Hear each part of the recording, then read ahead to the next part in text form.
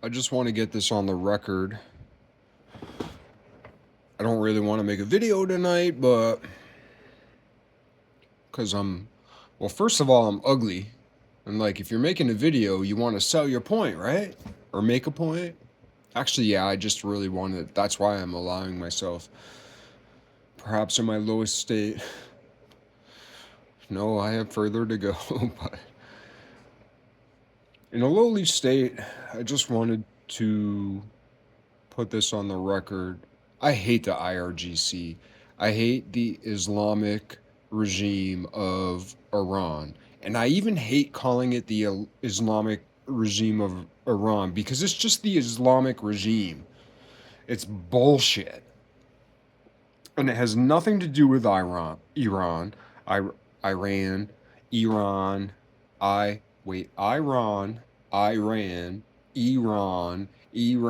however you want to pronounce it.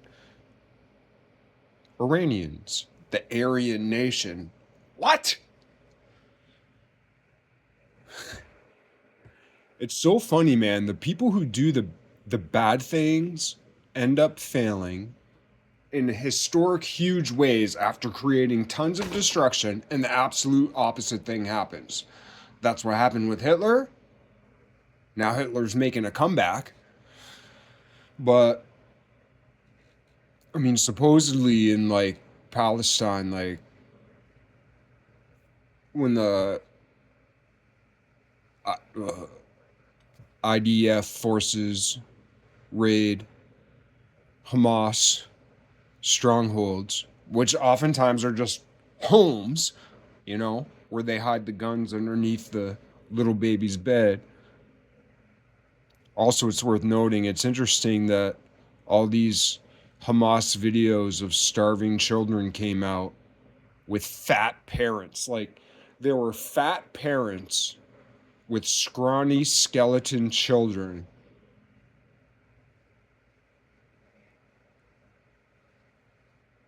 talking about the genocide and the starvation, blah, blah, blah, happening in Palestine, which, hey man, I don't want anybody to suffer. But like, Israel is the most moral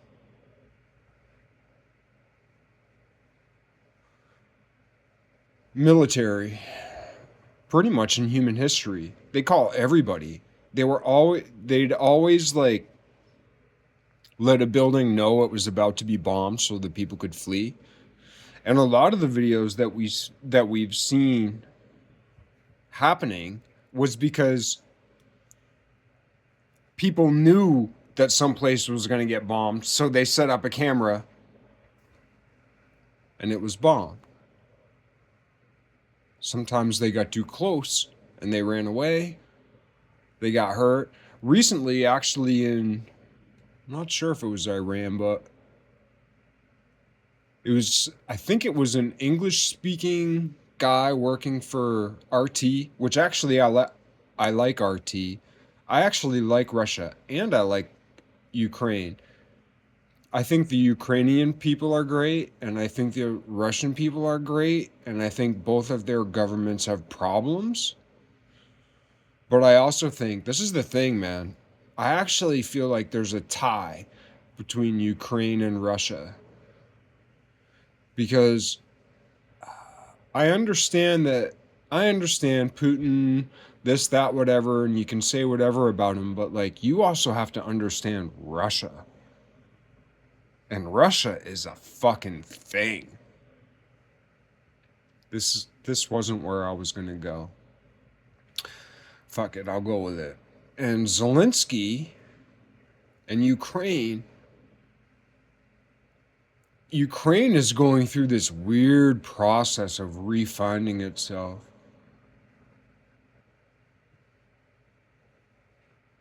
I don't know what's going to happen.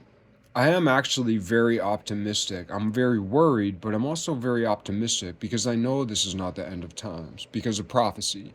We're only like a little bit into this second. I mean, we've barely started the second half of the prophecy. Not like a prophecy, but like there's all all prophecies point to the prophecy, and we're only just barely past halfway. Barely. So it's not Armageddon. It's not the apocalypse. I guarantee you. One of the reasons of this that I can say from a quote unquote biblical prophecy foretold standpoint, I know it all sounds stupid, but I don't know how else to talk about it right now, is Abraham. Abraham. Who were his children? Isaac and Ishmael. On the one hand, you have Isaac. On the other hand, you have Ishmael. And there are contradictory stories between the Quran and the Bible. The Quran says one thing, the Bible says another thing about a lot of things, but they have a very big overlap. But one thing, right, like, so I pretty much come down on the quote unquote Christian side of things. Not more or less, pretty much totally.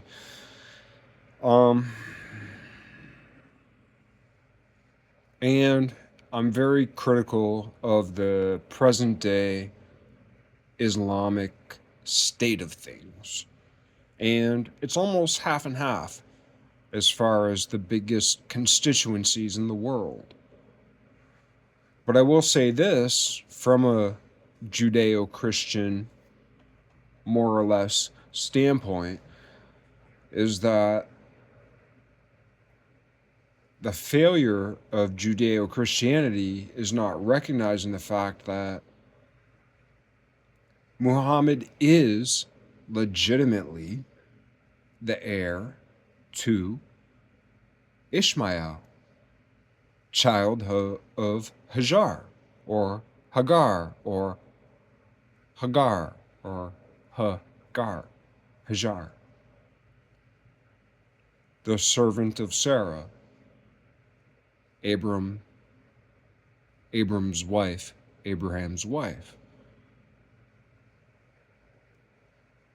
Hajar was the servant, the prostitute, but she was also the cherished mother of Abraham's firstborn son. A son that, according to the Bible, the Judeo-Christian, Old Testament, New Testament, according to the Torah, the account of Moses, blah, blah, or whatever,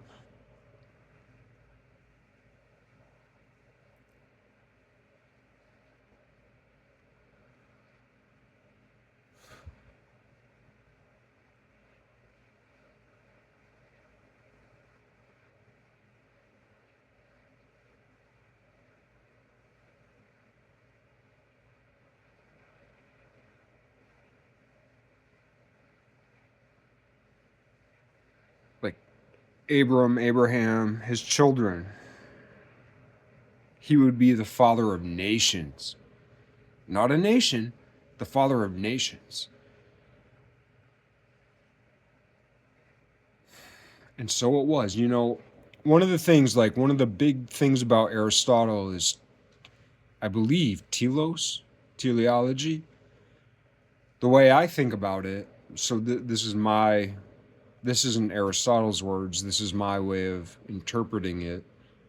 This is my opinion on Aristotle, is that teleology is the pull, actually blending Aristotelian and Christian, like Aristotelian, and a lot of people have a lot of different takes on Aristotle, and a lot of people think the way to think about Aristotle is Socrates, Plato, Aristotle. No!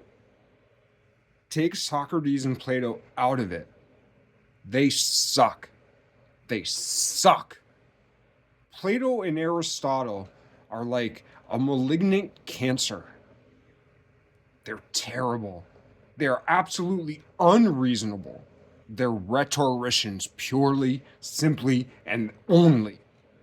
Socrates and Plato are the worst, absolute worst. They're like satanic moles inside the heart of God. They're actually even worse than that because, you know, essentially God allowed Satan to be Satan. But Socrates and Plato are so bad that God didn't even allow it. They just simply took it upon themselves, in my opinion. As of today, I could change my mind tomorrow if I learned something new, but I don't think I'm gonna because it doesn't go Socrates, Plato, Aristotle. So when you think about Aristotle, take these two motherfuckers out of the picture because they suck, in my opinion. The proper lineage is if you gotta pick three, here's my three. Heraclitus. Oh, wait. I'll do it this way. Heraclitus. Yeah, the thumb. Fire. Everything's fire. Heraclitus said everything is fire. Heraclitus. Aristotle. Heraclitus. Aristotle. And Iamblichus. Ting. So this is a nice way to incorporate the different senses. Heraclitus, everything is made of fire. Fire's the tetrahedron. That's why I'm building this thing. It's built only out of tetrahedron, which is the Platonic form associated with fire. And they called it a Platonic form. And I hate that they call it a Platonic form because it's not a Platonic form. Plato was not great at geometry, and Plato's academia was torn apart because a better system. What basically at the end of the day, I think it was within a century or two of Proclus, which came after Iamblichus, right? Heraclitus, Aristotle, Iamblichus. That's the way we that's the way we should think about Aristotle. Not this horse shit. Socrates, Plato. No, they're fibbers. They're liars. Plato's Republic, which in my understanding, Republic is actually, see, that's one of those tricky things about those who change jots and tittles. My understanding is that Plato's book, quote unquote, called The Republic, was actually, that's a mistranslation of the original Greek. And the book should be called The State. So that's very important. Everybody knows Plato's The Republic. Plato's The Republic. If anybody knows anything about philosophy at all, which, actually, I don't know how many people do, but Plato's Republic. It's on the tip of your tongue, right? If you've been at least a sophomore in college, Plato's Republic is at least a 25% chance it's on the tip of your tongue. That's a lot of people, plus other people, whatever. I fucking hate Plato. I shouldn't. So that's a Christian sin of mine. Which gets me back to my original point, was that I hate the Islamic Republic of Iran. And actually, man, they took a page out of Plato's playbook. Because Plato, there's this whole thing where he's talking to a simple person. The Platonic dialogue, they call it. That's a misnomer. The Platonic dialogue is a misnomer. Platonic solids, referring to tetrahedra and cubes and dodecahedrons and icosahedrons and I'm missing one there. Tetrahedrons, cubes, diamond. No, not that. Tetrahedrons, cubes.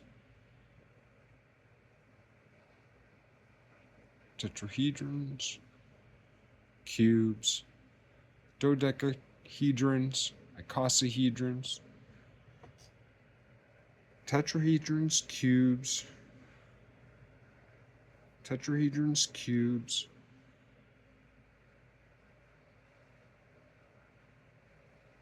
Icosahedrons. Dodecahedrons. There's one more. Why am I forgetting that one?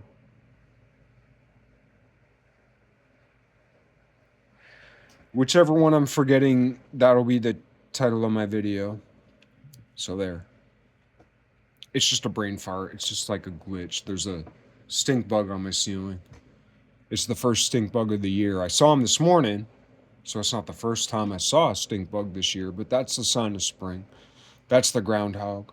The first time you see a stink bug climbing on your walls, that's the first sign of spring. It was 73 degrees today, which is the highest temperature since, the fall or the summer. But anyway, here's the stink bug. I hope I'm getting it.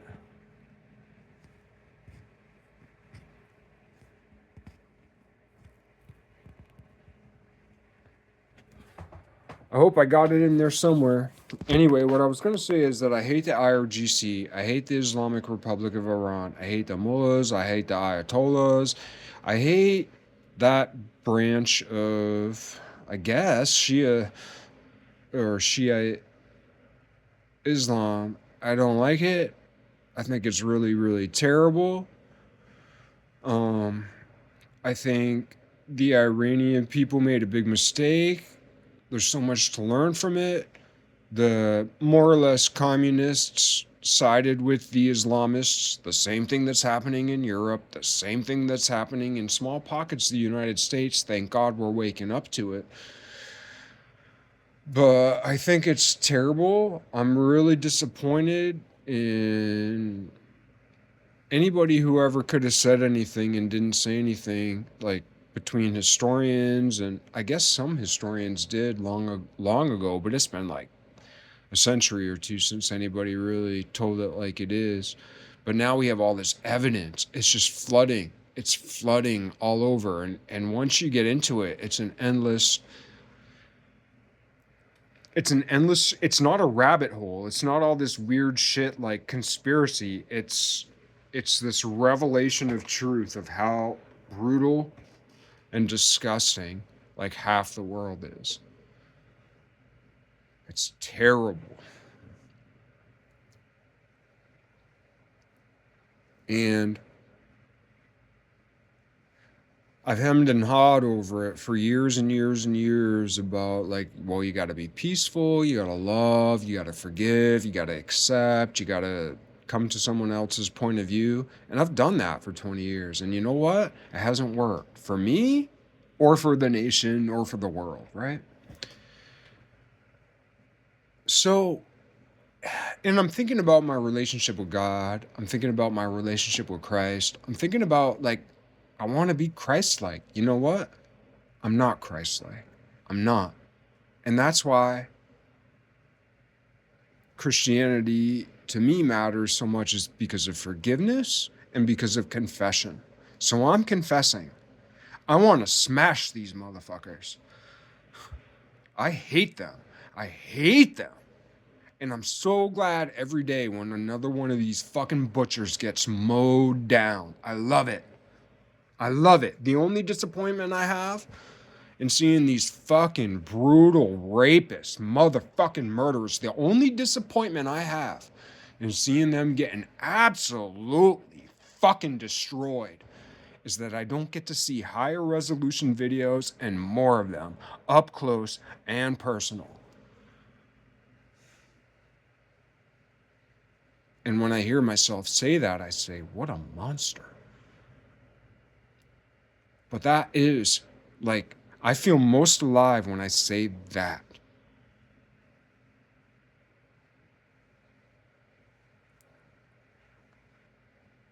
Not because I hate killing.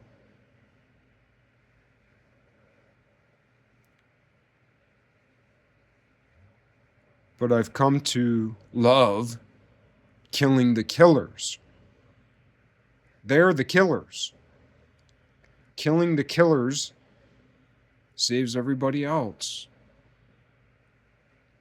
I'd rather have some fucking thug rapist. I watched this video the other day of this dude who had this helpless, defenseless woman. I'm not sure if it was in Syria or Iran, I can't remember, but he beat the fuck out of her until she was on the ground. Then he stomped her face and she was unconscious. And then he picked her up and like kind of danced with her as she was either unconscious or dead. And he picked her up and he kind of danced with her and he kissed her like he was posing like he was in a movie kissing this lifeless fucking body. Yeah, I have some compassion for him. In so much as it's so sad that we as humanity has failed this person, you know? But we failed that lady a little bit more. In my humble opinion.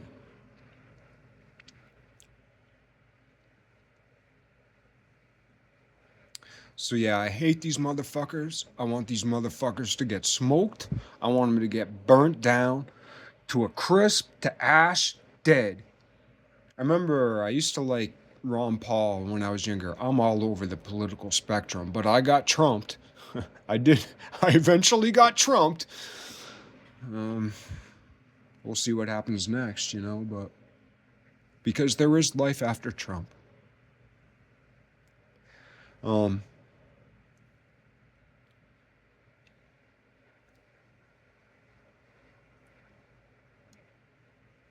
Anyway, what I'm trying to get to is that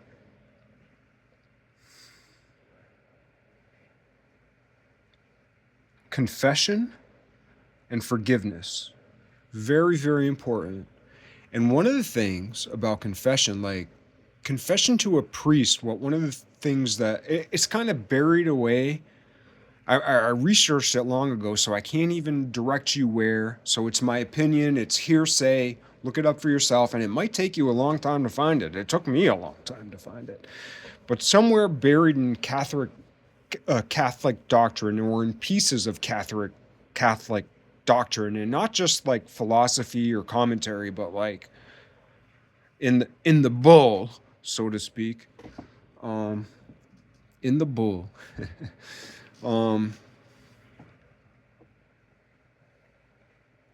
Confession to a priest is the last.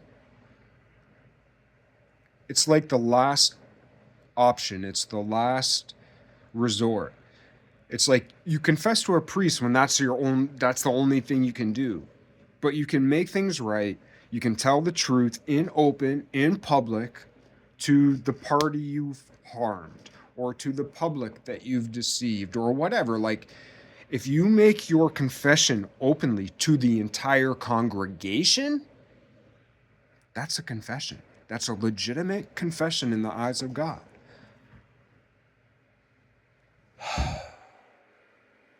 Just say it. I did this. I am ashamed. I am sorry. I'm not saying it for my sake. I don't expect this to, like, forgive me. Like,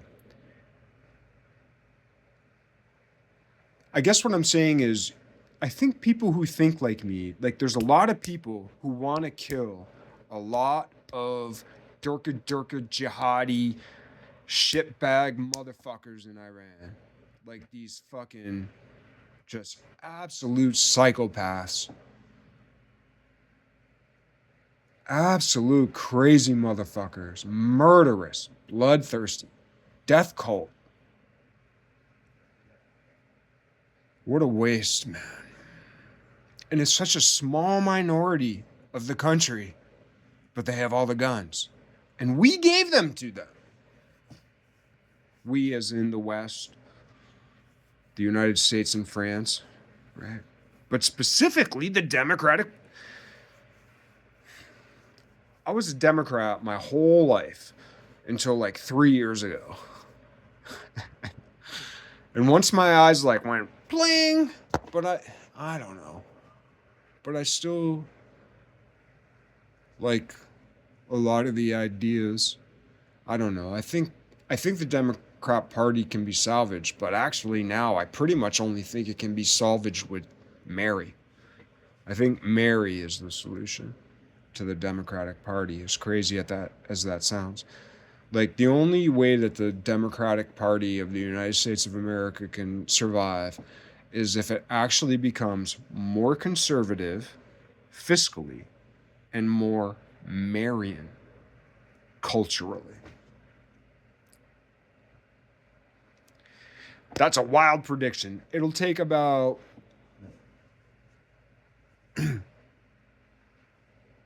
35 years. How's that? It's a good estimate, according to me. Um, so what's now?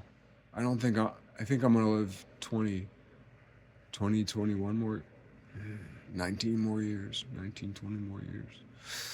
I'd love to live 35 more years. You'll have to let me know in purgatory if I'm lucky enough to get to purgatory. And that's the thing too, man. Like some people are so bad, like purgatory is almost like heaven. Like God, give me another chance. You know? I think that's what the bad guy on the cross, because when Jesus was on the cross, there was the good guy and the bad guy, right? And we just assumed that the bad guy went to hell, but he was on the cross with Christ. Were you? I wasn't. He doubted. Why don't you call upon your father? Now, maybe what you don't realize is that in that question, we condemn him because it's like, oh, he doubted Christ. All his apostles doubted Christ. Mary never doubted Christ.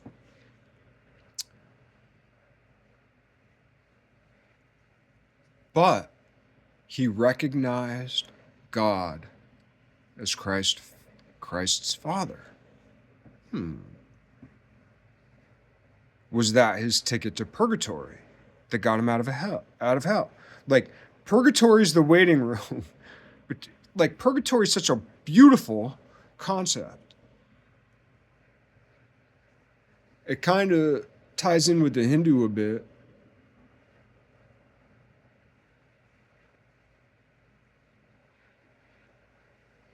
I won't go into that, I guess. But anyway,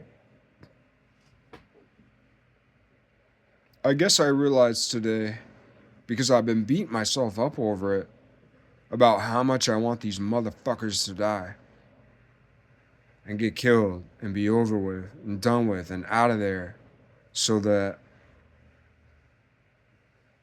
Iran, as it knows itself in its heart and soul, can arise.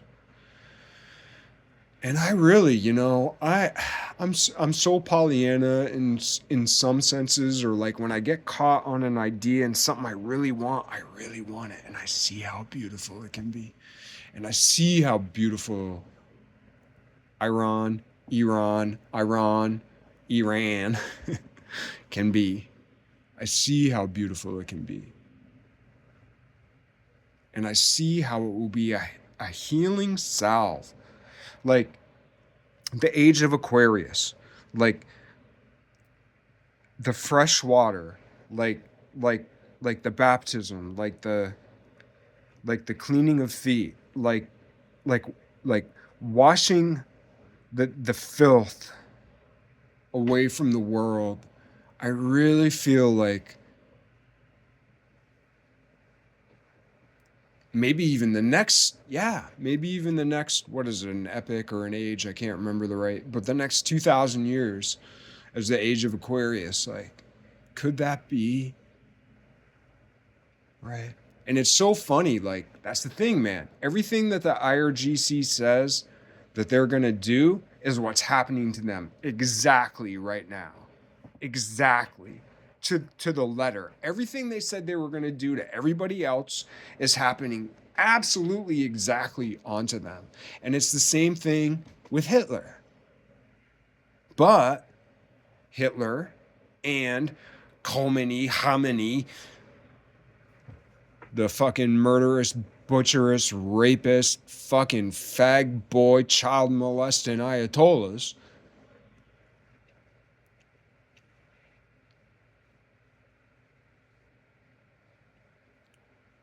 I can't even remember where I was going with that. I just get so mad every time I think about them. And I've had too much to drink, as always. Oh, yeah. But I did want to mention that I don't have to be perfect to be a Christian. I don't have to be like Christ to be a Christian. None of us are going to be like Christ. Not exactly.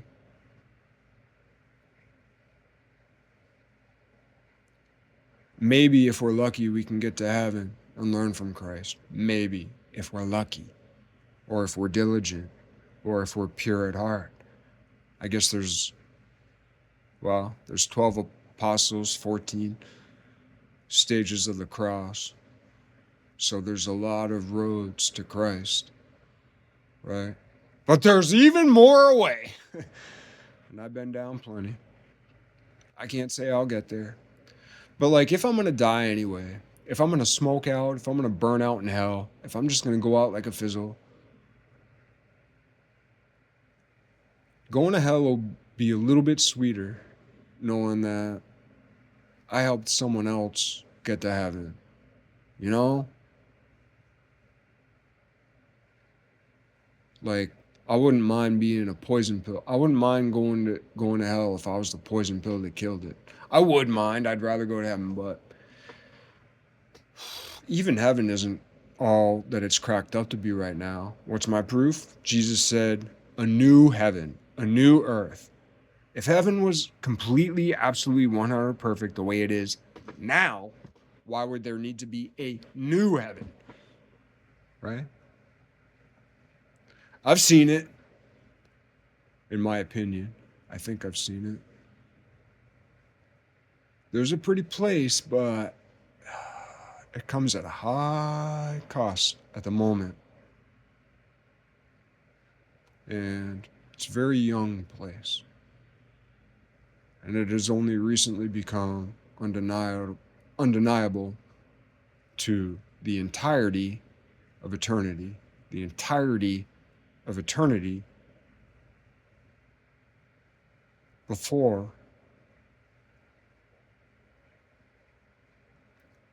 wasn't dealing with a centralized problem. Today, eternity is dealing with a centralized problem. And that problem is the fire of the heart of Christ. Pretty much simple as that, in my opinion, in my experience. You could call it the flame of reason. You could call it the Heraclitean flame. You could call it the decapitated head of Saint Agnes of Rome. She survived the fire.